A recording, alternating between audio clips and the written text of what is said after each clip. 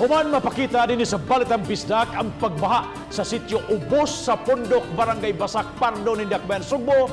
Gihatagan dayon kini og solusyon sa taga City Hall. Duha ka balay ang gidemolish aron makaagi na ang tubig.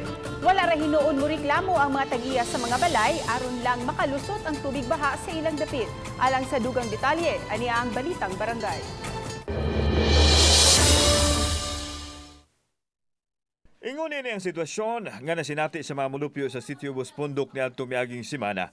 Makita ang mga butangan ng lutaw sa tubig nga misulod na sa kabalayan. Ang usa sa hinungdan ang naalihan nga agianan sa tubig tungod sa istruktura nga gitukod ibabaw mismo sa kanal. Ang Committee on Infrastructure sa Cebu City may aksyon dayon sa problema pinaagi sa paghawan sa mga nakaali sa agianan sa tubig. Ang atong objective ani nga malimpyo ang ilang kanal unya mahatagan tog solusyon ang dugay na kayo nga problema nila nga balik-balik nga pagbaha. Aron pag siguro ato gyud ni silang gipapirma. So si konsehal mo ni facilitate ni pirma ni sila og request nga mo nangayo sila og assistance sa city government. Una kining gipanag-iya ni Jeneline Cuestas nga nagpatong sa kanal nga parte sa iyahang konkretong istruktura. Matod niya, daan nang nakapatong sa kanal ang balay dihang ilang na take over. May sugot ra hinuon siya nga bungkagon ang bahin sa balay nga nakaalis sa tubig. Okay ra sir kay nasugda naman sa namo guba hinay-hinay.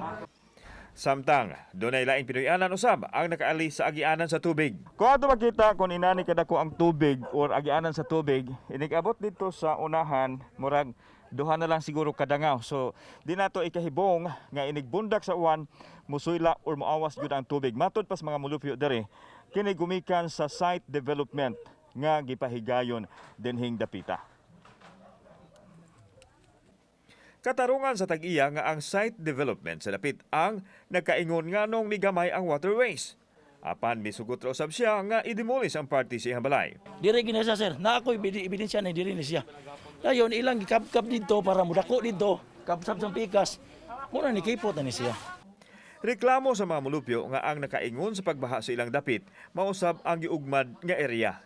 Hinoon, dunay mga heavy equipment nga nagkubkub sa kanal nga napuno usab sa mga basura. But because of the manpower, wa sila itaw mo nang nihangyo sila assistance sa city government. Kauban si Marlon Milgaso, ako si Alan Domingo. Balitang Bisdak.